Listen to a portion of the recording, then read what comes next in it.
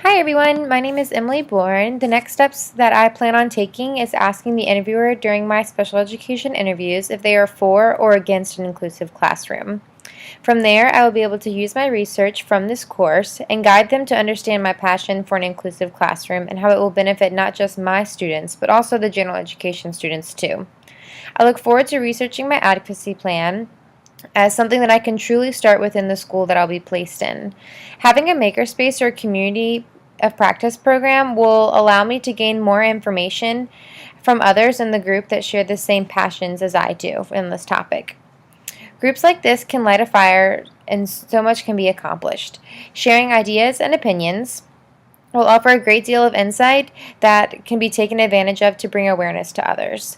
Gathering information based on our ideas and opinions can be the fun and easy part. However, the most difficult and yet important part is bringing awareness to others. Providing others with knowledge on the topic that we are passionate about can be very difficult. You could use flyers, brochures, community meetings, parent-teacher conferences, or even social media to help others see the points that you're trying to get across.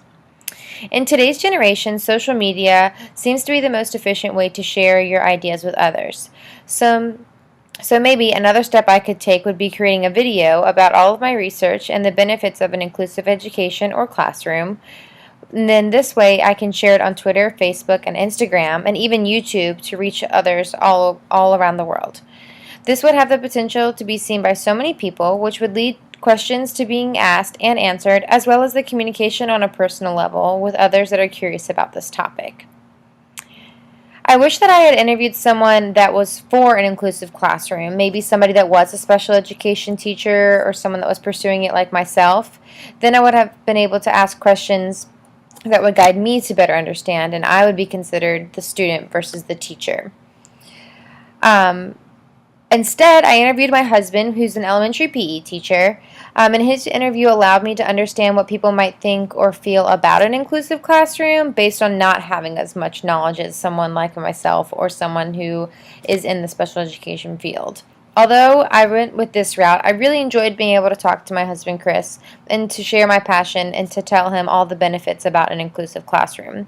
So with the information from his interview, I was able to create an advocacy plan on how to administer this information about this topic to others and bring awareness to those that are familiar and or not familiar with my type of education I'm pursuing.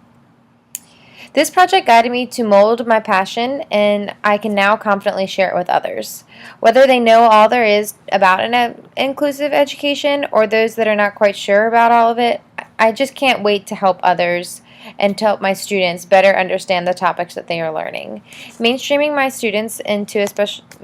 special ed students into a general education classroom can create this inclusive environment, which will later guide them to learn better. My students can have peer coaches from the general education classroom, and this will help the teacher get through a lesson with the possibility of limited questions because they're in groups and they can ask each other questions. My students will be able to follow after their gen ed peers and to have the correct behaviors and attitudes to follow within the classroom. I'm so grateful for this opportunity to participate in this course and to add this to my knowledge bank and to become and to continue a lifelong learner. Thank you so much. Have a great day.